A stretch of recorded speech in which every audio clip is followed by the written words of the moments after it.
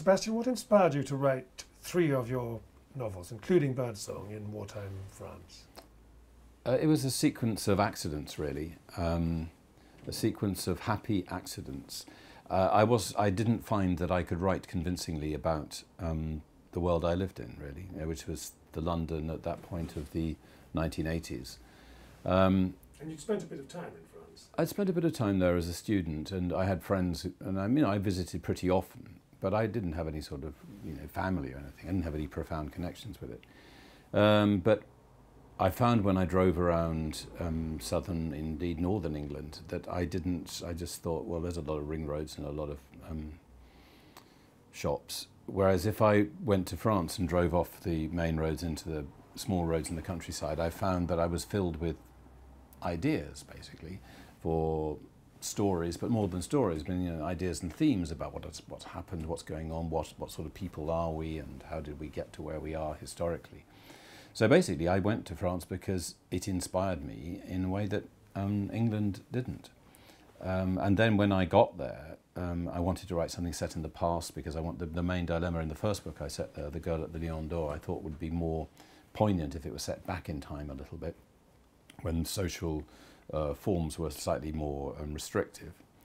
And then looking into so I moved it back into the 30s, and then when I began to look at the 30s and read into the background of it, I began to see what an incredibly interesting time this is in French history. Completely different, well, not completely different, but different in character from what I knew of our history. And then that you can't understand the 30s unless you understand the First World War, and I'd always been vaguely interested in the First World War anyway. So just one thing led on to another, really. Yeah.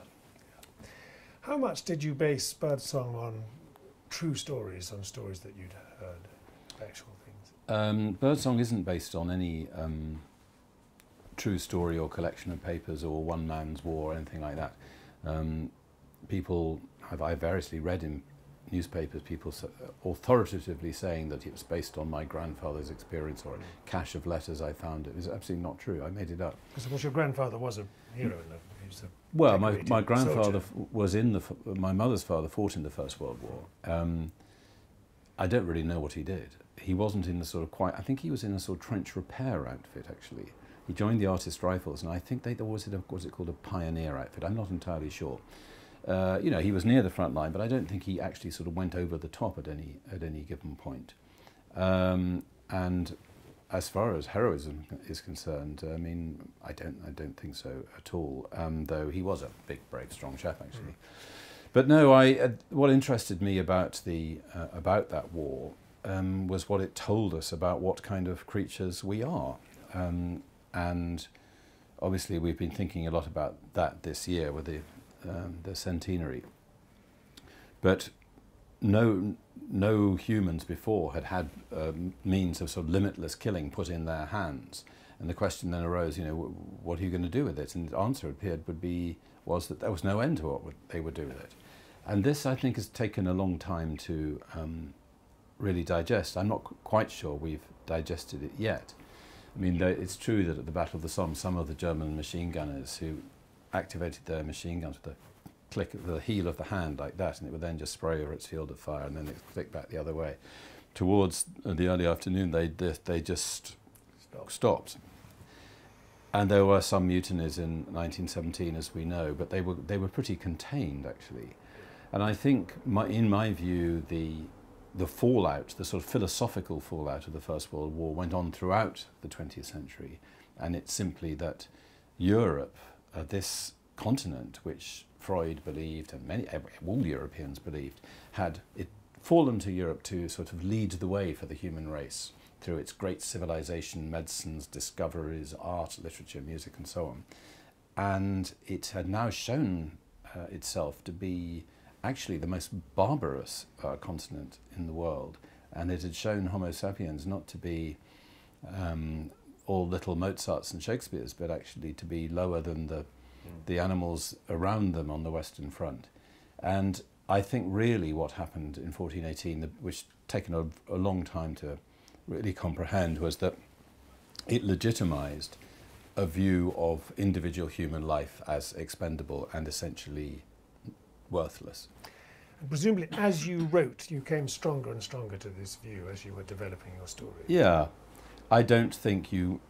I mean, it's, in a sense, it's self-evident to say that without the First World War, you wouldn't have had the Second, and you wouldn't have had the Holocaust, and you wouldn't have the pogroms and totalitarianism and mass slaughter throughout Europe in the 20th century, because, you know, historically one thing leads to another. But I do think at some philosophical level, the people in the Soviet Union who planned the sort of pogroms and moving people to gulags and so on, and the murders of the millions, had been made thinkable. It had been legitimized, in a sense, by once you take the view that an individual human life is actually not worth worrying about per se, then pretty much all the rest follows.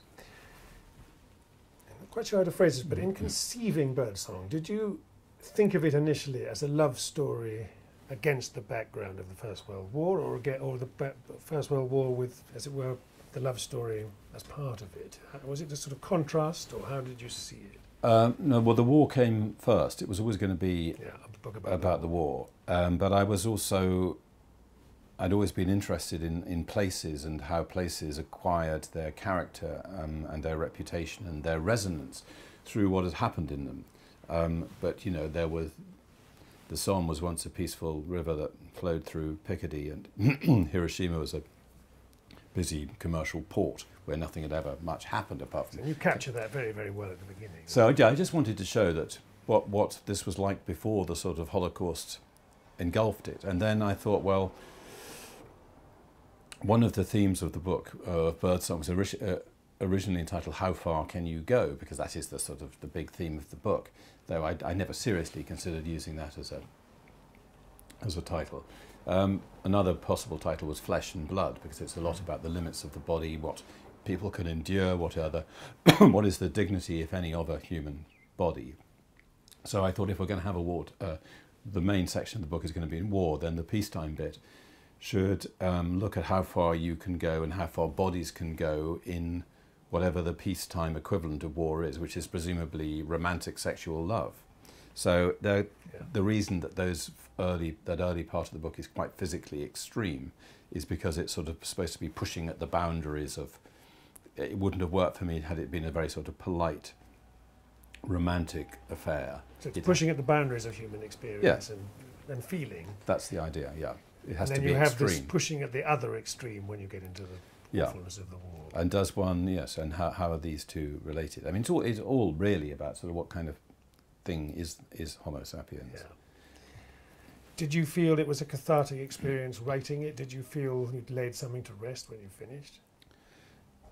It was emotionally cathartic because it was emotionally a very demanding book, and it was quite an upsetting book to write, as it is intended to be upsetting to read.